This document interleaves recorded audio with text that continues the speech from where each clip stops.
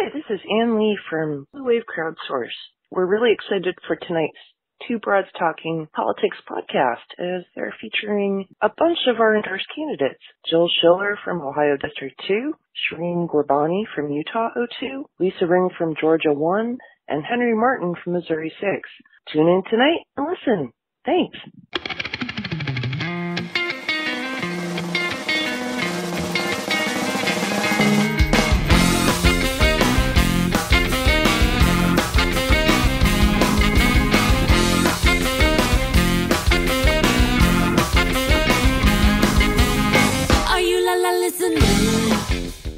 Hi everyone, this is Kelly with Two Broads Talking Politics. I'm happy to be talking to a returning guest today, Jill Schiller, who is the Democratic nominee for Congress in the Ohio 2nd District. Hi, Jill. Hey, how are you? I am great. How are you? Doing very well. Very busy, very excited. I'm sure. So we last spoke in April. Since then, you won the Democratic nomination. You've been all over the place campaigning. You raised a bunch of money and you were endorsed by Barack Obama. So, you know, it was a Tuesday. Maybe catch us up a little bit on kind of what your campaign is up to right now and what you're focusing on in these final few weeks. Yeah, I'm actually so glad to be talking to you guys. Tonight is our televised candidates forum, and it is the only time so far that we have gotten Brad Wenstrup to agree to be on a stage with me. We haven't yet been able to wrangle a proper debate. It's actually going to live stream, so it's on local12.com, which is KRC in Cincinnati. So you can find it online if this airs after Tuesday. And we are out meeting voters where they are as much as we can. We're knocking on thousands of doors. We're over 70,000 already, and we're on track to knock 150 by Election Day. We have our first TV commercials out. I was the victim of an attack ad, which makes me an official politician, and I'm very excited about that. Not to mention the good news that it was his very first ad, and so, you know, to me, that's like a cry for help. Yeah. So, yeah, things are great. They're busy. We're still trying to raise money and make sure that we can get our message out to as many people as we can, but I have to say that running in what's becoming lovingly known as a sleeper race is really a lot of fun. Yeah, I was just reading today, I think it was in 538 that they were saying, you know, there could be some districts that really surprise us on November 6th, and I think yours might be one of those. That's what we're hoping, and then that's the feeling we're getting. So, you know, the point is just not letting up and making sure that we're doing all of the right things and leave it on the field, to use a good sports metaphor. So I watched your new video. I love it. Thank you. So do the kids. They're obsessed with it. I've got to show my kids. They're going to love it too. Yeah, I mean, I think what's so great is just sort of showing the reality of working moms and how that translates to being, you know, really prepared for things in Congress. Can you talk a little bit about how the video came together? Sure. So we have a really great media company, AKPD, out of D.C., and my contact there also happens to be a working mom. And so we had a lot of fun with the concept for this spot, realizing that, you know, I mean, the whole concept of Year of the Woman and the fact that so many of us who are running are moms. And so we're already juggling so much at home and the representation of that in everybody's lives.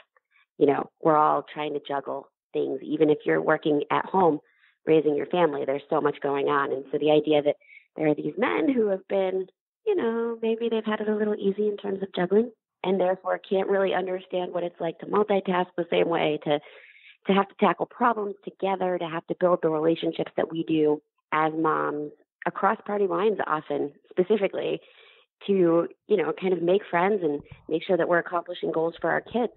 It really all seemed to fall together. And so the last line was one of our favorites. We can clean up a mess and get stuff done at the same time.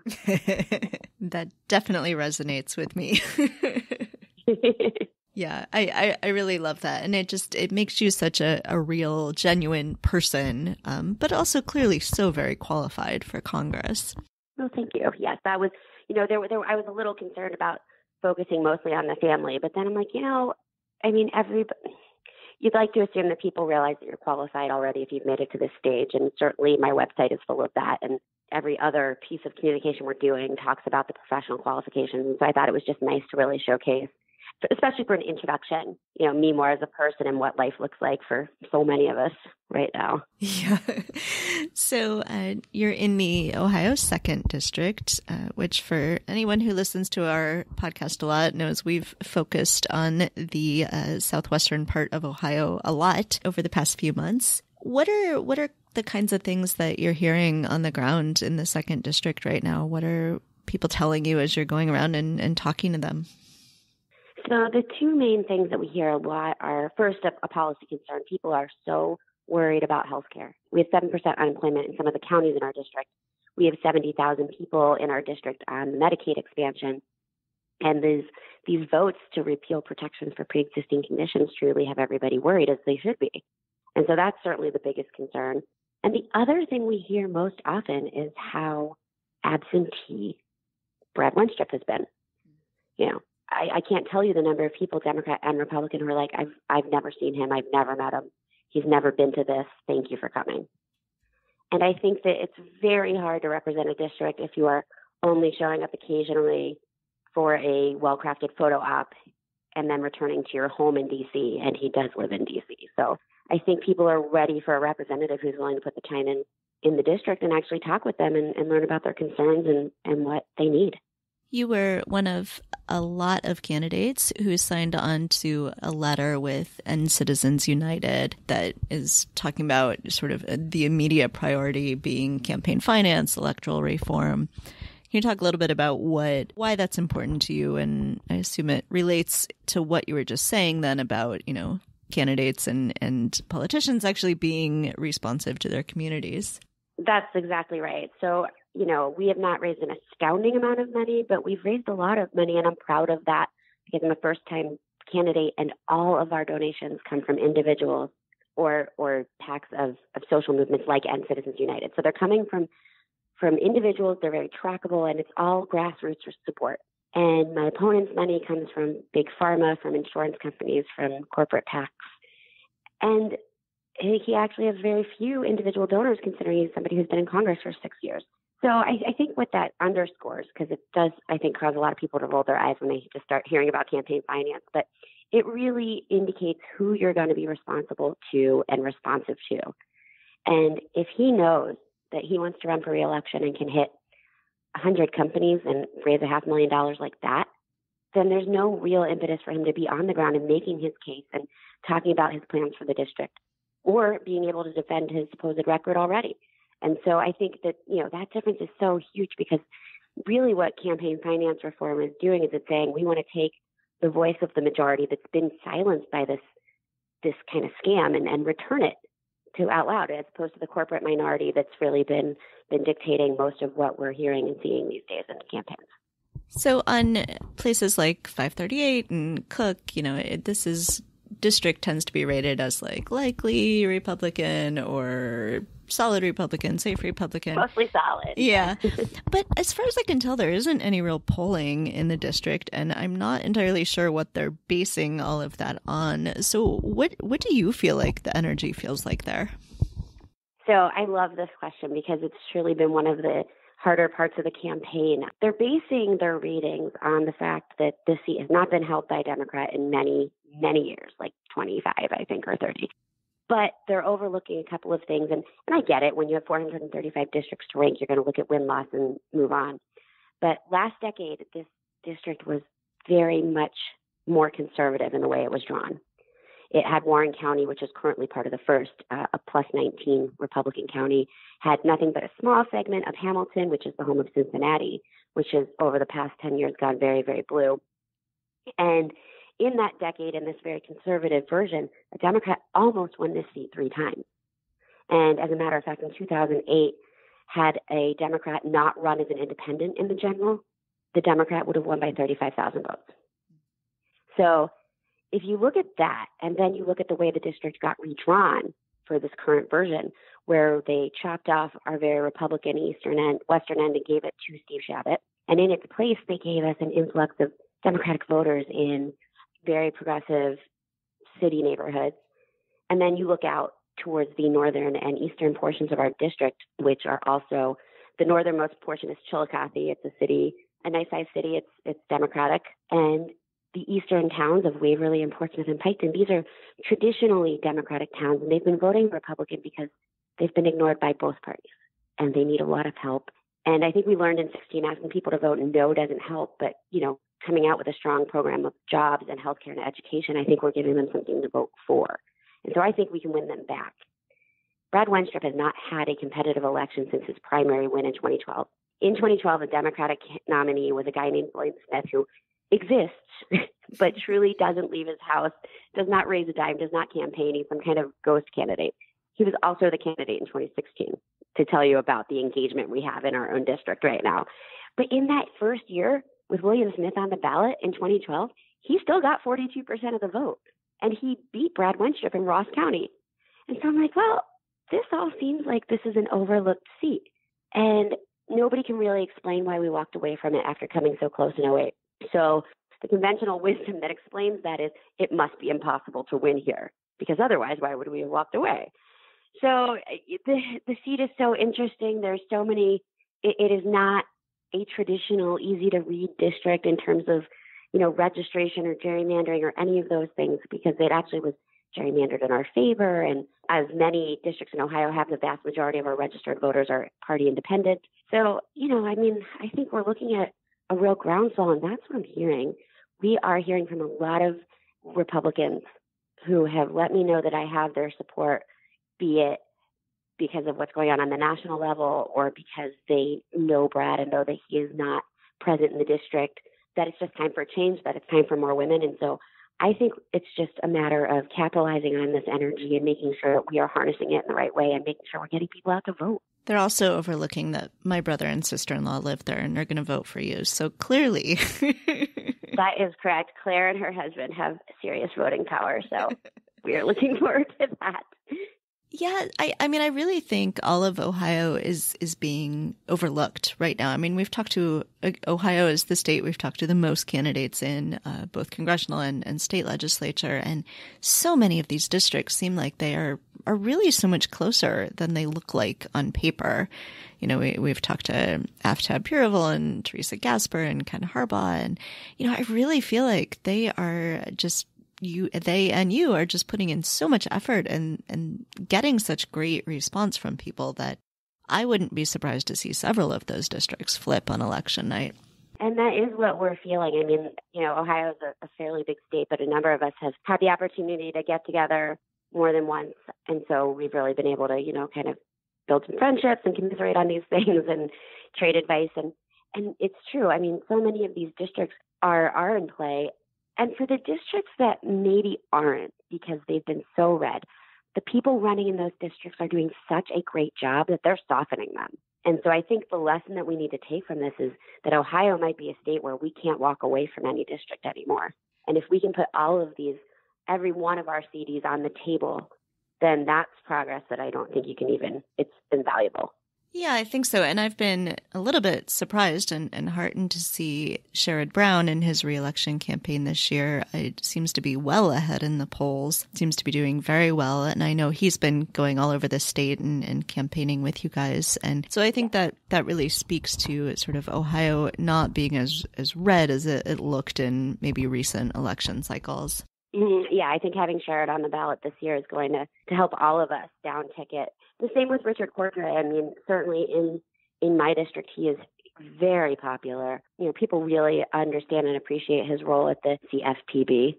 People really appreciate Rich's role in saving them money. I mean, how much more basic of a service can you get from your government than getting money returned to you that was basically stolen?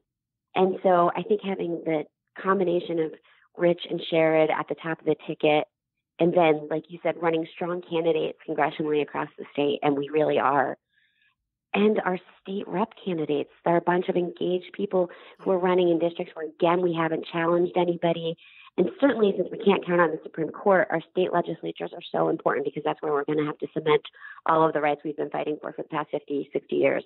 And so I just don't sense the same excitement on the other side. I live in a fairly mixed politically mixed neighborhood, and there's somebody around the corner from me who does not like Sherrod Brown, enough so that he has homemade signs on his lawn, but he still doesn't have a Renaissance sign, which I find fascinating. Yeah. So he cared enough to make anti-Sherrod Brown signs, but he still hasn't gone out to get the sign of the candidate one would assume he wishes to vote for. And I think that's indicative of a lot of what's going on. There are a couple of, they're just not feeling the same excitement that we are. Is there anything else that you wanted to make sure to talk about? I think just that we can't lose sight of the goal.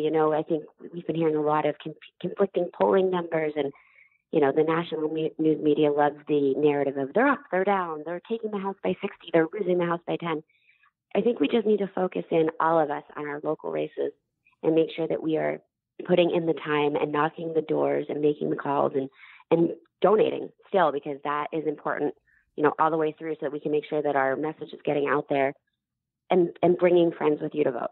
I propose, wine parties, like go vote and then have lunch and take the rest of the day off work, maybe. I'm not actually advocating that, but just get as many people as you can to vote. That's what I'd like to leave everybody with. I love it. We've seen some places where people are actually marching to the polls together with signs, and it's so exciting that people are excited to vote this year. Yes, I'm going to be participating in one on Friday in Chillicothe. Women are marching to the polls in Chillicothe. Excellent. I'm really excited. I love it. And if our listeners would like to help out your campaign in these final few weeks, how can they do that? Please visit voteschiller.com, and you can get all kinds of information on remote volunteering, donating, all of that good stuff. Excellent. We'll put a link to that on our website as well. So, Jill, thanks so much for coming back on. It's always a pleasure to speak with you, and I hope we get to do this again after you surprise the world and win. I would look forward to it, Kelly. Thanks so much. Thank you.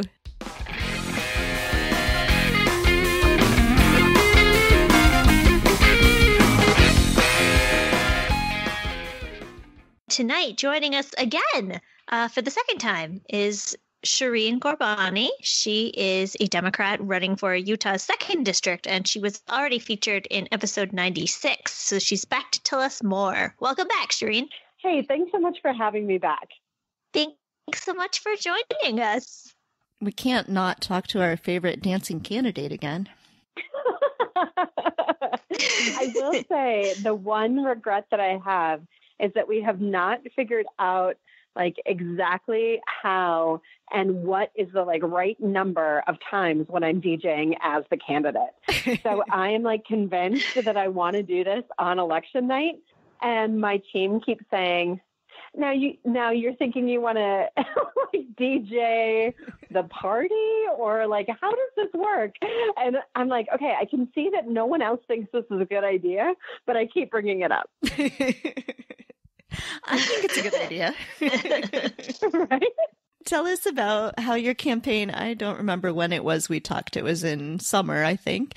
So tell us sort of what your campaign's been doing since then. You guys seem like you're just sort of growing by leaps and bounds and just super busy. We are. It's been a really incredible trajectory over the last few months.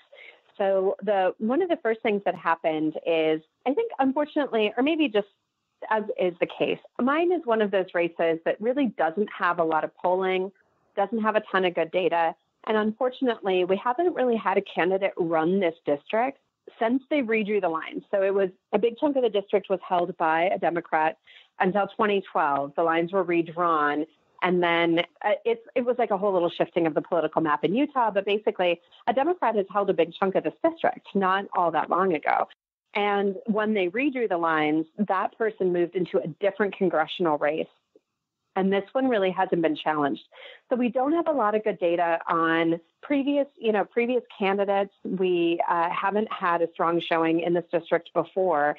And even right now, we don't have a ton of polling or things like that to kind of help test the waters or really say where we're going. But we had one big one in June, and then another one come out a month or two ago now, and we had moved the needle 11. We had moved it down to 11 points. So we jumped up 15 points from the first poll to the second poll, and now we're within 11 points in this race.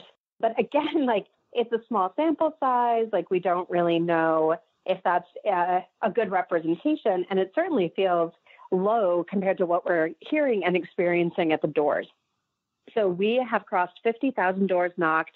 We are all over the district. So I personally have knocked on doors in our most northern city, which is Farmington, Utah, all the way down to the very furthest sort of southeastern resident in Bigwater, Utah, which is on the edge of Lake Powell. So we've just been all over the state and have had our debate, which went really well too.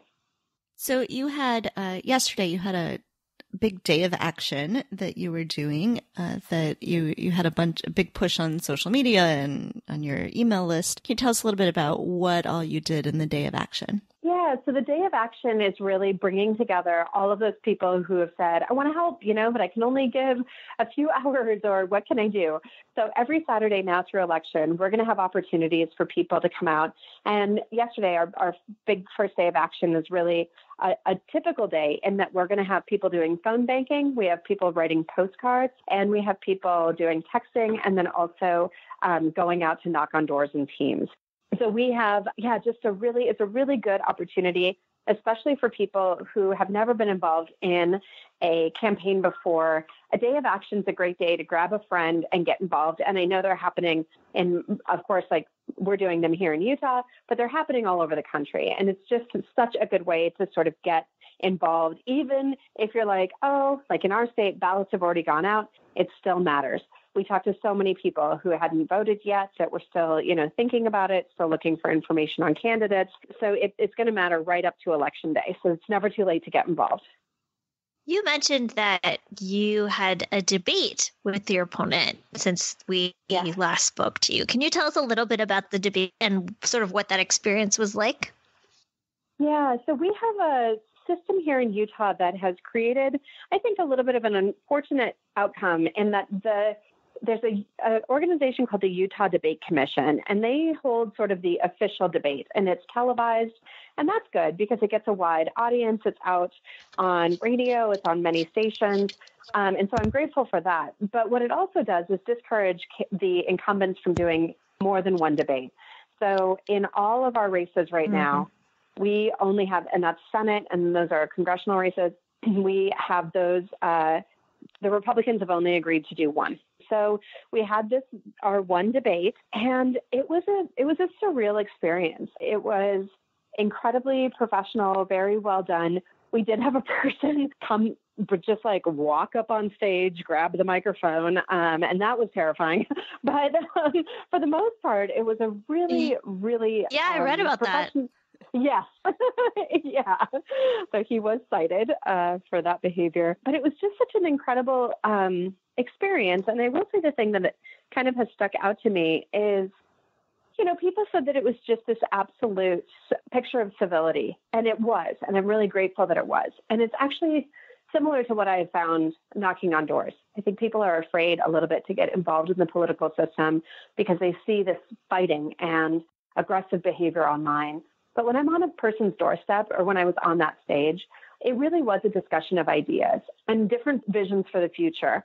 Now, I'll say the thing that was a little bit confusing for me is that the incumbent continued to agree with me on almost everything that I said. And at one point, I nearly looked at him and said, are you voting for me? What is going on? Because the things that I'm talking about, which are access to affordable health care, driving down the cost of health care, a compassionate approach to immigration that reflects our values here as Utahns and as Americans, good jobs for working class people, tax breaks that actually benefit working people as opposed to the wealthy. Like thing after thing, he just kept agreeing with me. And I just thought, it's really a disservice to our community that you're standing here and acting like we're on the same page on all of these issues when your voting record suggests otherwise.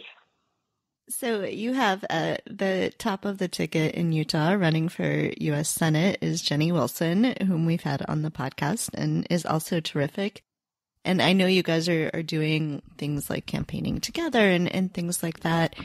I suspect that there haven't been a lot of strong Democrats running for Senate in Utah in recent years. How much of a difference do you think that will make to have her at the top of the ticket, who's also going out and knocking on so many doors and trying to get to so many voters? Yeah, so I think it's an absolute banner year for Democrats in Utah in terms of the quality and strength of the candidates all up and down the ticket. And that is truly like to the school board, right? Like we have great candidates all over the place. It's incredibly helpful for me. And I really, I don't know what other people's experience has been in other states, but I'm a first-time candidate, right? Like I came out because of losing my mom to pancreatic cancer, seeing what my representative was doing on healthcare, and just knowing that we needed good, strong alternatives that were making a different argument about where we're headed in this country. And she has been just so incredibly gracious and kind to me from the beginning.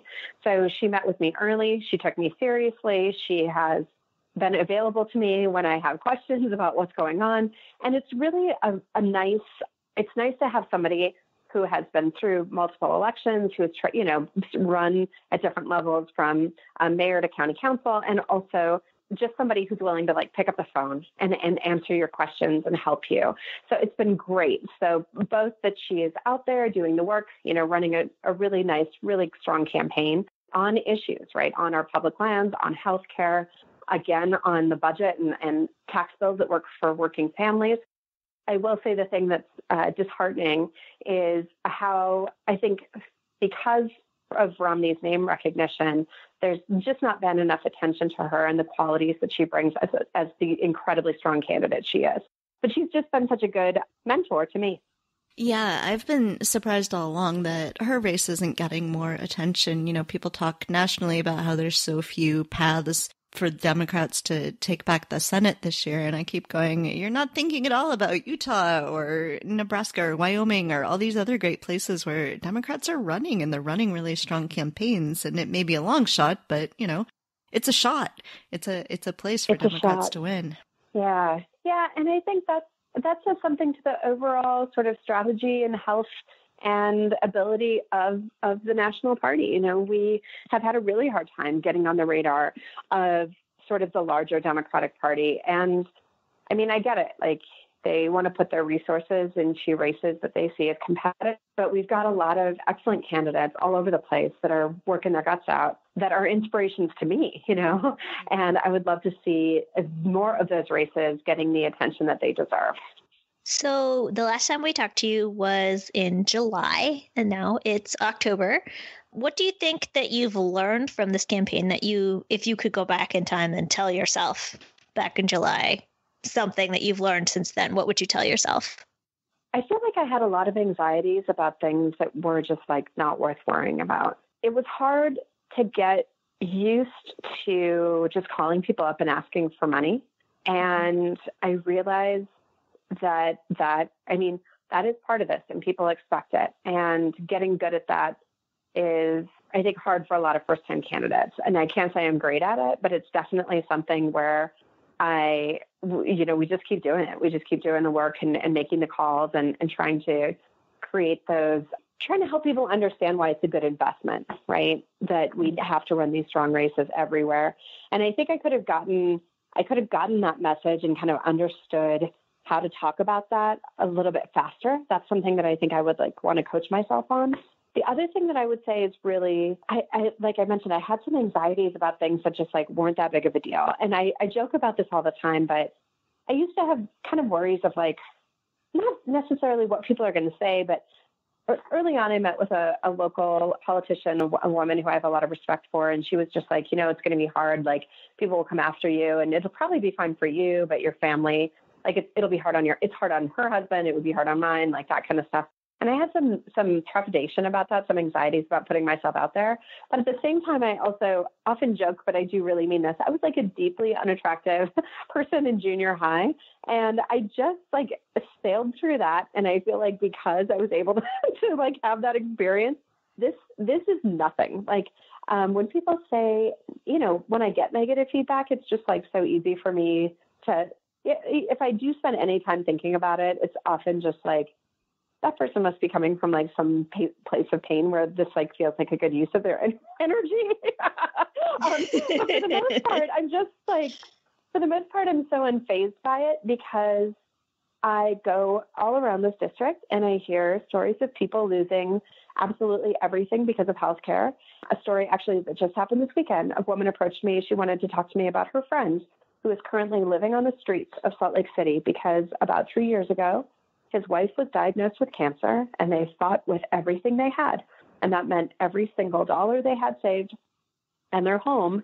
And unfortunately, he lost her. She died. And now he is homeless. He lives on the streets. And every, small little negative piece of feedback that I get, or when I get nervous about things, I just think about, his name is Scott, so I think about that guy.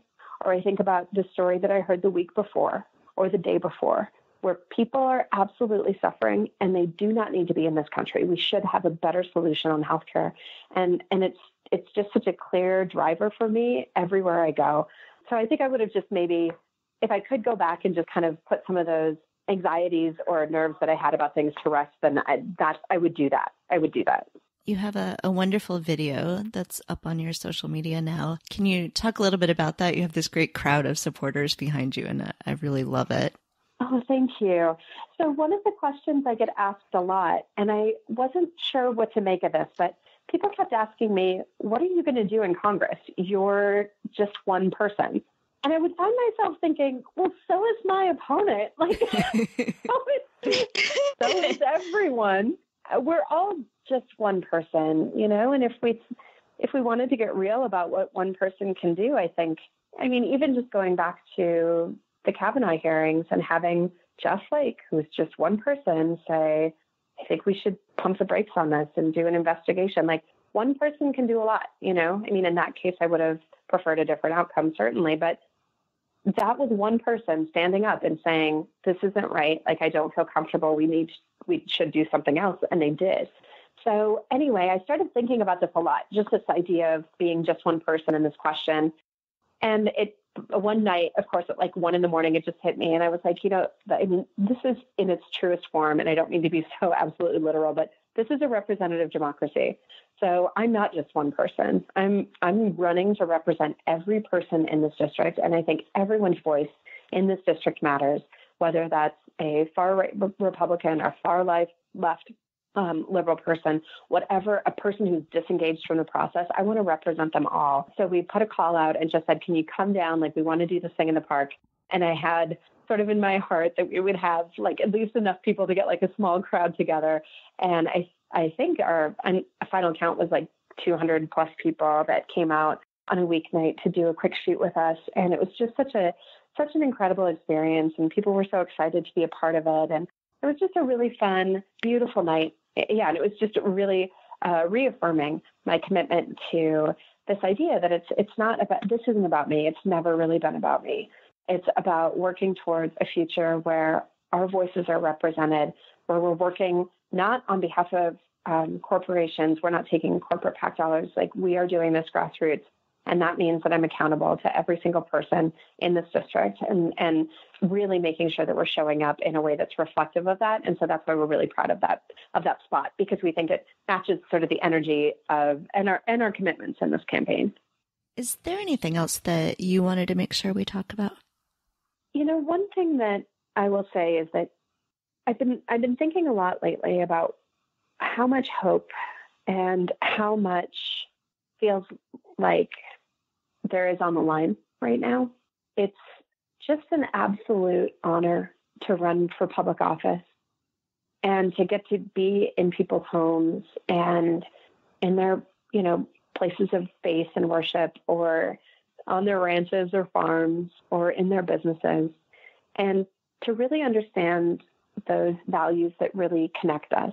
And I'd lost faith. I had lost a lot of hope in what was happening in this country. And whatever happens in this race, I feel better.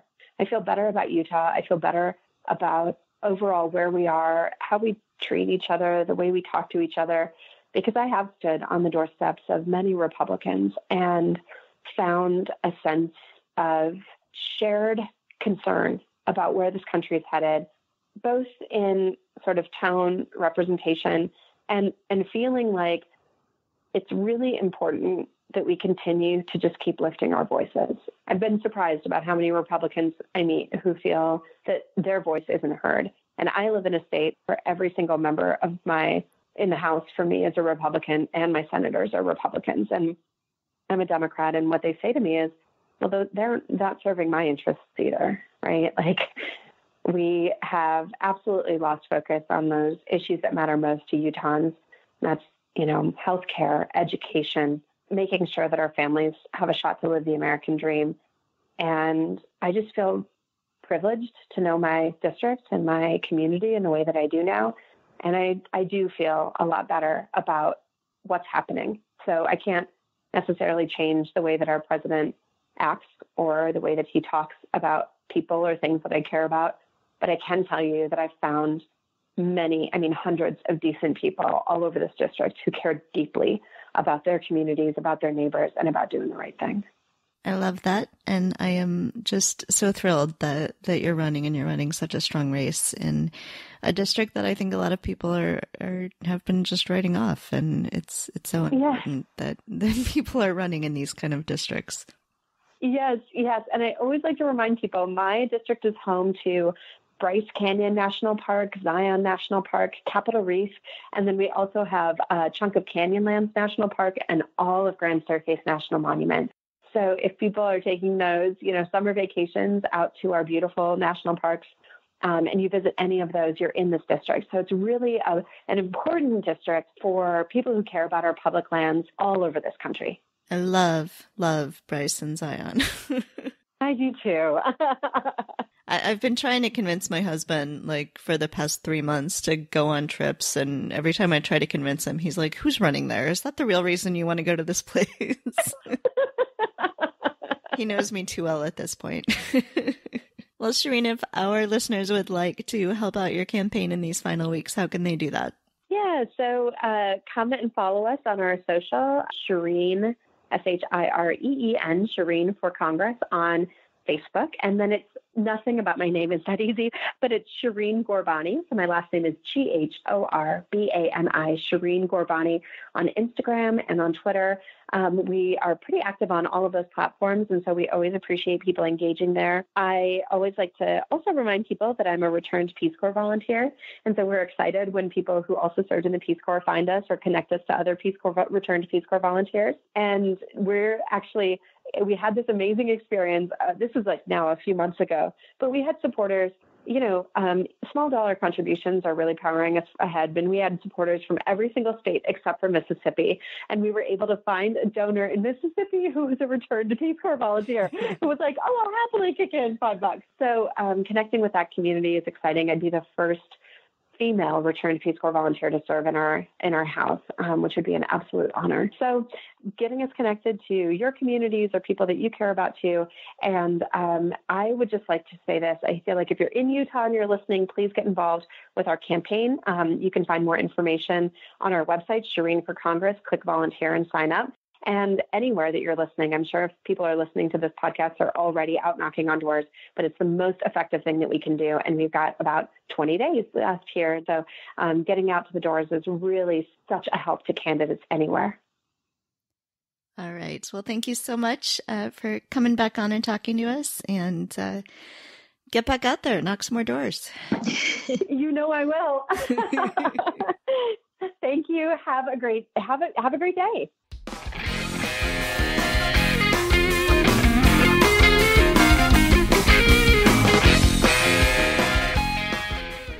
Joining us today is returning guest Lisa Ring, who is running for Congress in the Georgia 1st District. Hi, Lisa. Hello. Great to be here. Thank you. Yeah. Were you guys hit by the hurricane at all? We were. Not where I live, but in my district and the southern part of Georgia, right near the Florida border. It was hit pretty extensively, and quite a bit of damage outside of my district was done as well. We're in this episode catching up with a few people who we've talked to on the podcast before, but it's been a little while, and just want to get a sense sort of for how your campaigns are doing and what you're up to. I know everybody's getting into real crunch time here with only a few weeks out. So could you maybe catch us up a little bit on what's been going on in your campaign? Sure. It's been really just kind of a whirlwind of activity, and it's been this way steadily for the past approaching 18 months now. This campaign has turned out to be everything I expected it to be and more. What I suspected to be true, in that if we did the work and generated support that there would be a momentum that was unstoppable.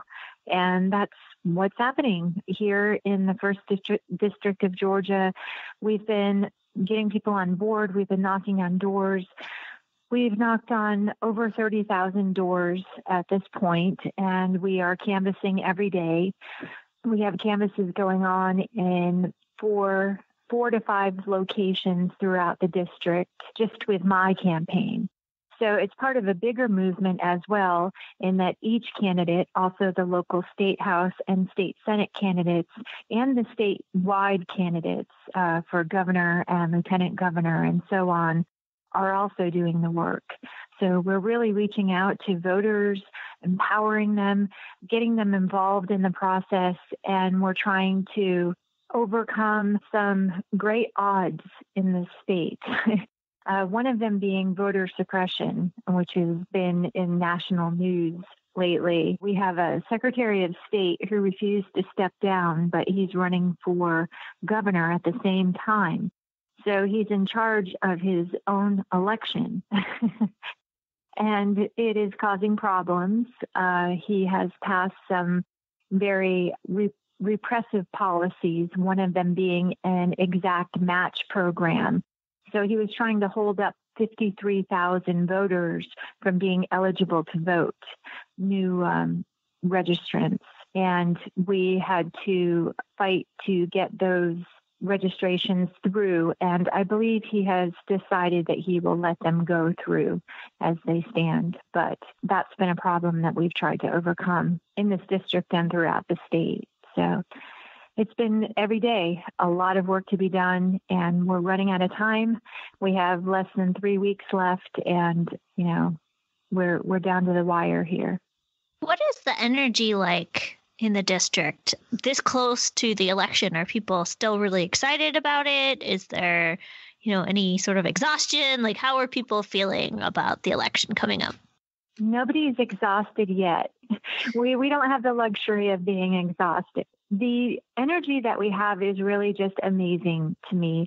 At times I'm overwhelmed by that positive energy, because it seems like no matter where I go, in the most rural areas of this district or the urban areas, it doesn't matter who I'm talking to, Republican, Independent, and Democrat, people are just thankful that we're running for office.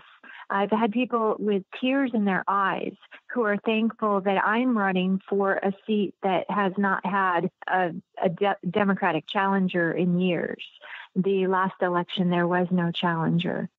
So people are grateful that there are first-time candidates out there that they get to vote for, and they know how important it is to be involved, that they can't just sit back and, wait to see what happens. They have to actually decide how things are going to go. So the energy here is high, and we are maintaining it over a long period of time. I'm very proud of the work that people are doing, and we are confident that we're going to win, that we are going to make sweeping changes in this congressional race and throughout the state of Georgia and locally. As I said, we have people who are running for the first time for Georgia State House and Georgia State Senate. And it's time. People are ready for change, and they're willing to do what it takes to make that happen. You have a terrific video that was just posted just a couple of days ago now on your Twitter and Facebook. Can you talk a little bit about the video and how it came together? Sure. Very proud of that video. The video is put together by volunteers. So we have many students who are working on our campaign, but we have some who are particularly skilled in the arts. They're from SCAD. And we also have people who are talented in the film industry who put together that video for us for social media. And what I'm most proud of is not only that they volunteered and put many hours into making this video, but that they truly got to the heart of who I am and what this campaign means to me. What it means to me is really about making change that is for the good of everybody. and showing people that the way that I come to my decisions on policies and where I stand is through my experiences in life. I'm not just somebody who is sitting far removed from what everybody has experienced and saying, well, I know what needs to be done and I know what you need in your life. I've experienced much of what people in my district have experienced, and I have solutions that will directly impact them.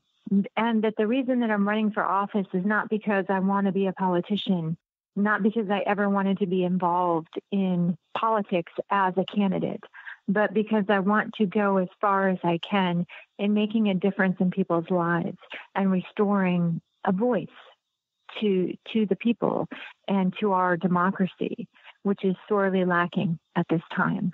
So I'm very proud of the video because it gets to the heart of who I am and why I do this. Yeah, we'll be sure to share it too. I think it's really powerful. What sorts of things is your campaign focusing on getting done in these last few weeks? Sort of what do you focus on the most in the immediate moments before an election? We are just focused on what we've been focused on the entire campaign, and that is reaching as many people, one person at a time, as we can. So that means including volunteers to help us reach out to people, but it just means doing a lot of work, getting as much work done as we can to reach as many people as we can. That is also through media and social media. It's knocking on doors, it's making phone calls, it's going to events, it's attending political forums and answering questions, it's sharing my platform. Really, it's just about engaging people and trying to stress to people how important it is that each person take personal responsibility for what happens in this election. Talking to as many people as you can, your family, your friends, and getting them involved as well. We all have a stake in this election, in every election, but this one more than ever. And it's really stressing the importance of that and getting people involved in any way that we can. What sort of effect do you think it will have having Stacey Abrams at the top of the ticket and having people actually running all the way down the ticket this year? I think people just feel invigorated and empowered. Many people feel disaffected and disconnected from the process because they feel that politics really doesn't represent them. They don't want to be a part of it. It's kind of an ugly thing. It always turns into something that is ugly anyway.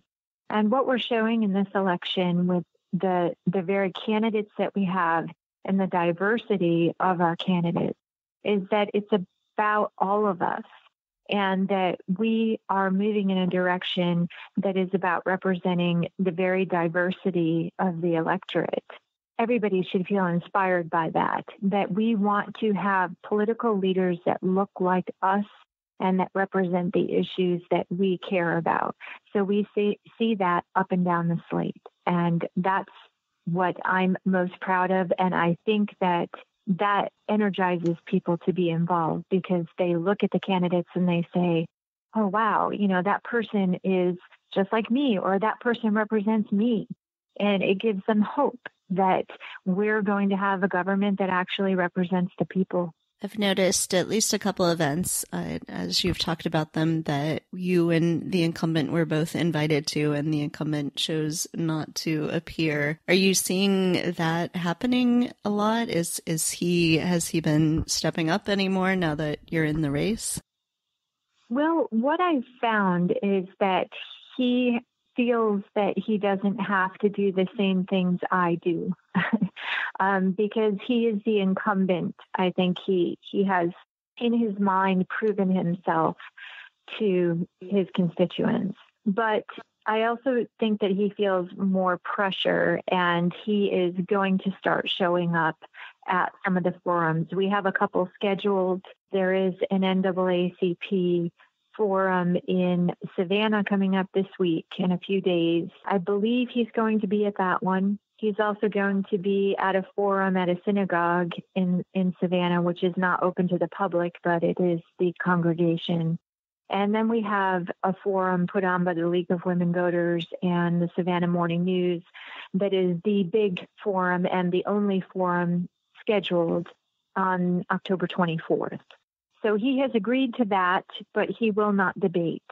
So he's comfortable, I guess, being in public and answering questions, but he doesn't want to argue about the issues. I think that's a common refrain this year. We're hearing about Republican incumbents. Yep. And I think that's because they don't really have an argument. Much of what is being said is flat out false. And there is nothing that they can say to back it up. It's just false talking points that I think they all have agreed to, and they use the same ones. Right now, it's that Democrats are violent and crazy, that we want to incite some type of violence, and you can't argue with that. There's nothing that they can say to back it up past the talking point. I also think that they're starting to realize that their policies aren't actually very popular with voters, that voters have noticed that the things that they want to do are actually like the opposite of what the majority of Americans in polling have said that they want to do. And so I think they kind of don't want to talk about their priorities and their policy platform because they know that people won't like it. Yes, that's true too. My opponent is probably one of the only people who is still pushing for offshore drilling. So I'm sure he doesn't want to have to answer to that when his own colleagues, local Republicans, are against it. So he can't answer to his own policy decisions. Is there anything else that you wanted to make sure that we talk about tonight? I guess I would probably just repeat what I already said, and that's that I'm feeling very encouraged and hopeful.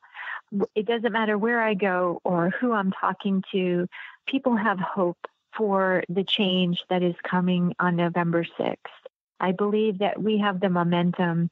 And this first step, when it comes to my congressional race, this first step to cleaning out the House is going to be that small turn in history that gets us moving in the right direction.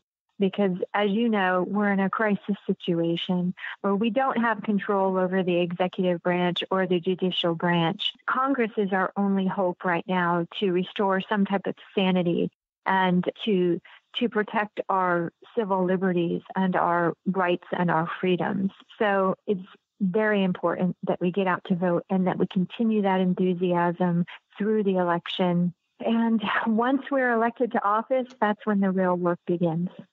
So I encourage people to stay engaged and to have hope that we're going to do this. We're going to change this. And I believe we're on the right course to get that done. Well, we're sure looking forward to seeing you in Congress. Thank you. All right. And if our listeners would like to help out the final weeks of your campaign, how can they do that? They can get in touch with us through our website, lisaringforcongress.com. They can find out their polling locations or they can sign up to volunteer. Our office information is on there as well. We have an office in Savannah and our phone number is on there if they would like to canvass or phone bank or provide rides to the polls during early voting. We're always fundraising. We're a grassroots campaign. So if people would like to contribute to this campaign and help us with our outreach, we're getting near the end and we still need to cover our expenses and our field operation, so they can make a donation online as well. Excellent. We'll put links up on our website as well. Lisa, it's so great to talk to you again, and I'm just so inspired by everything your campaign is doing and everything that really all the Democrats in Georgia right now. It's just been really powerful. So thank you so much. Oh, thank you. It was great talking to you.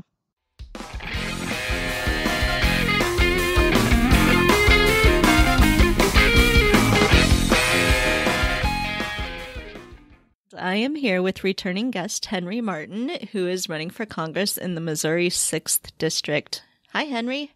Hi, Kelly, and thank you for having me. I appreciate the time on the air. Yeah, we're thrilled to have you back on. So Last time we talked was in June, and since then you won the Democratic primary, and you've been all over the state again and talking to voters. So how are things going in your campaign in these last 3 weeks? Well, it's going quite well. We are excited. The energy that I feel from a lot of people that I talk to. We've knocked a lot of doors. We've logged a lot of miles. The folks are ready for a change. They're ready to see a sea change in who's representing them. They're ready to see a representative who's willing to show up and be at their doorstep, or at least be in the county and be held accountable. Well, and talking about showing up, you've got this upcoming RV tour where you're just hitting a ton of towns. Can you tell us a little bit about what you're planning with that? Well, our objective is to engage as many voters as possible. We sat down as a committee and we said, okay, what would be a good big impact event that will satisfy several campaign goals and get us a little bit more exposure, because our internal polling shows that once people know who I am and they know about my campaign, we have a very strong chance of winning. So the conclusion was, let's do an RV tour. Well, actually, that's what we finished off with, because we started with some very lofty goals. Things like, they said, okay, well, can we get Barack Obama? I said, probably not. And then they said, can we get a solid entertainer that lives in Missouri? And then I said, well, what are the chances of doing that? So we checked people's schedules, and this was actually over the course of about almost 3 meetings before we settled on the RV tour. And they said, okay, well, what was one of the biggest campaign promises I made? And we said, okay, that I will show up and I will be in every county. Said, okay, so where are we at with that goal? And we counted the number of counties that I'd been to since the general kicked off. And we said, okay, well, we can hit a big chunk of counties by going on an RV tour. There are some events along the way. There's a parade or two on the route. There's a candidates forum on the route. And we figured out, hey, this would be great exposure, a great opportunity to bring some other candidates on board and work with the candidates that are throughout the district down ballot to help them get elected as well. Excellent. And to remind voters, you have this really enormous district up at the top of Missouri. Yes, it extends from the Missouri on the western border all the way to the Mississippi on the eastern border, as far north as the northern border of the state of Missouri, and as far south as Lee Summit, Missouri. So you mentioned a little bit about internal polling and looking at numbers. It doesn't look like there's been much of any kind of external polling going on in this race. No, because this district was gerrymandered a long time ago to basically assure a Republican win. However, we did some internal polling, asked some specific questions, and our conclusions are that the more people know about my candidacy, my campaign, my story, the more likely it is that they will pick me to represent them over Mr. Graves. So as you go around and you're talking to all of these people, what are the kinds of things that are really on their minds right now? What are the issues that they're concerned about? Well, number one, of course, is the health care. And I run across families constantly that talk about their struggles with health care, paying their premiums, paying for medications if they do have it. It's an awful scenario. Mine is a grassroots funded campaign, so every donation I get is from regular people here in the district, and so sometimes when you're calling on a donor call, doing your call time, you run into a person who they would donate to your campaign, but they have medical bills they're taking care of. They're on a fixed income. Somebody just lost their job. The list goes on. And this is real pain that the people in the district are feeling. I know that the stock market makes it, if you're gauging the economy off of the stock market, you're looking at the wrong thing, because my constituents, they're all saying the same thing. We're struggling out here and we need help. We need help to save our town. The second thing they're concerned about, of course, with as much farmland as is in my district, is the tariffs. Why would a duly elected representative of Congress not say anything to the president about the president enacting a unilateral tariff is beyond me. We've talked about it on my Facebook page, how, the silence of our current congressman and the rest of the Republican Congress, it's as though it's enabling the president to act unilaterally and enact things like tariffs that hurt our agriculture. We held a farmers forum about 2 weeks ago today, and the conversation was, one gentleman told me, he said, we've lost approximately $3 a bushel. So my next question was about how many bushels per acre. He said, well, we get a minimum of about 45 per acre, and the maximum can be 60 plus. So I just lowballed. A family farmer is losing, that's running beans, is losing about, at the low point, $135 per acre is what they're losing. So if they're running 1,000 acres of beans, that's $135,000 a family farmer is losing. And that $135,000 makes their farm payment, makes their combine payment, and so on and so on and so on. So they're taking it on the chin, and it's not fair when our elected representatives can't speak truth to the person in the White House. So you're a veteran. You've talked some on your Facebook page about service. Can you sort of tell us how serving in Congress would be an extension of that same kind of service that you did for your country when you were in the military? Well, I see the two as essentially the same thing, because one begets the other. It was very moving to get the opportunity to serve in the military. I actually enjoyed my time, and I saw it as something to do for my country because I wanted to do it. This is another one of those cases, and both in the military and in public service, you get the opportunity to step up and put yourself out there and expose yourself to scrutiny, expose yourself to various things, but it's for the good of the body public, because these are jobs that somebody has to do, and it really needs to be people that believe in the things that government represents. And to me, the government represents the citizen stepping up and being a willing participant in the process of governance. And sometimes that means that you're going to have to make compromise that might make you uncomfortable from a personal standpoint, but it's actually for the good of the body public. You should never govern from your personal compass, moral compass, because your personal moral compass may not be in sync with the rest of the people you represent. So the best thing to do is to listen to the people that you're talking to and try and turn what they're telling you into legislation that helps to govern the body public. So I think a lot of people are convinced that there's this sort of deep divide between Republicans and Democrats right now. And, as you're talking, and I've heard other candidates say the same thing, that as constituents get to know more about you and your story, they're more inclined to vote for you. That makes it seem to me like maybe there is not such a deep divide. What's your sense sort of on the ground as you're talking to people? Well, there are the extremes. There are people on the extreme right and the extreme left. I have been told that the Democrats have lost their mind, that the Democrats are crazy. That is the newest thing that's going around, and I hardly hear that stuff.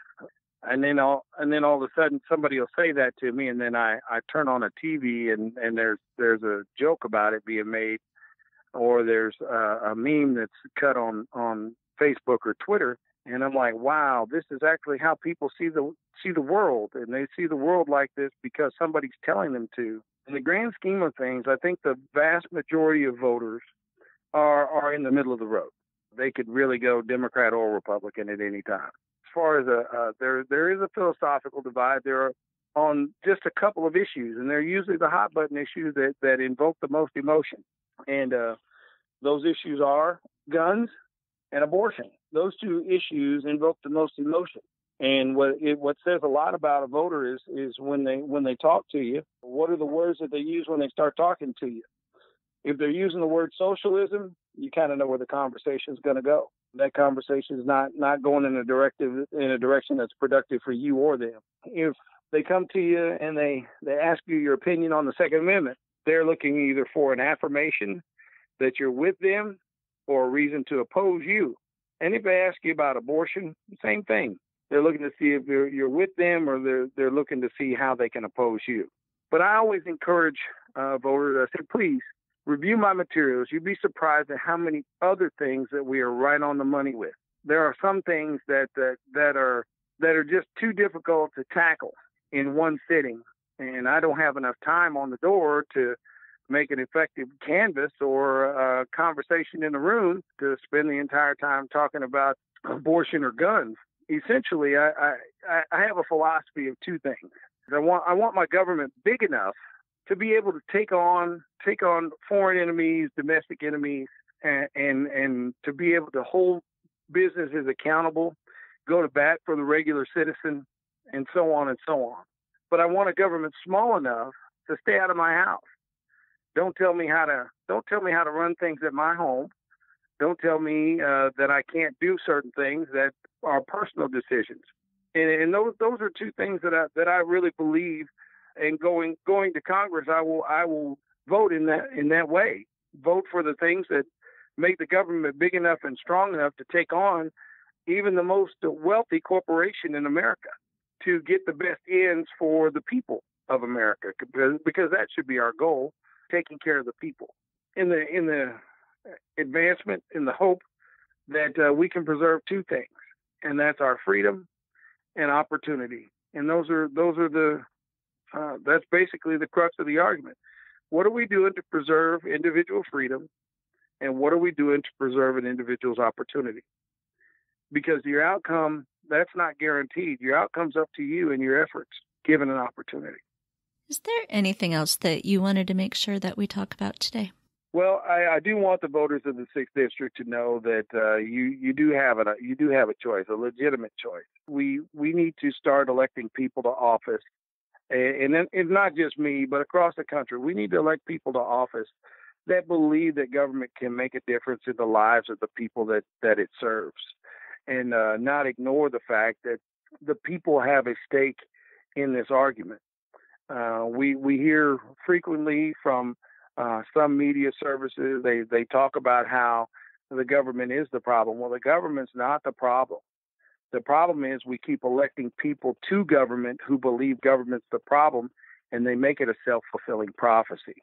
I would encourage all the people of the 6th District to cast their vote to a real public servant like myself, who's prepared to go and do what needs to be done and make the tough votes.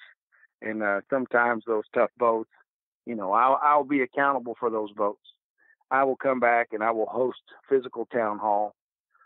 We deserve representation that's actually going to show up and represent, not representation that is representation in name only.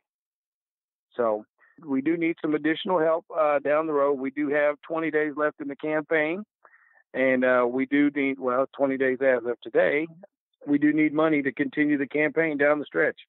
Unfortunately, being a grassroots candidate, you don't get to raise millions and millions of dollars in a small district, in a district such as mine, with people having real issues. Anyone who's listening, if you go to www.henrymartinforcongress.com and drop a little money in the kitty to help us defray our expenses down the stretch, that would be most helpful. But thank you for having me on, Kelly. Yeah, thanks so much. We'll put a link to your website up on our website as well. Such a pleasure to talk to you again. We were so thrilled when you won your primary back in August, and we look forward to watching for updates from this RV tour. Yeah, we'll just watch our Twitter feed and Facebook. We'll be updating at every stop. All right, excellent. Well, Henry, thank you so much, and have fun out there, and we'll be really rooting for you on election night. All right. Thank you very much. Thank you. Thanks for listening to Two Broads Talking Politics. Our theme song is called Are You Listening? Off of the album Elephant Shaped Trees by the band Immunuri, and we're using it with permission of the band. Our logo and other original artwork is by Matthew Weflin and was created for use by this podcast.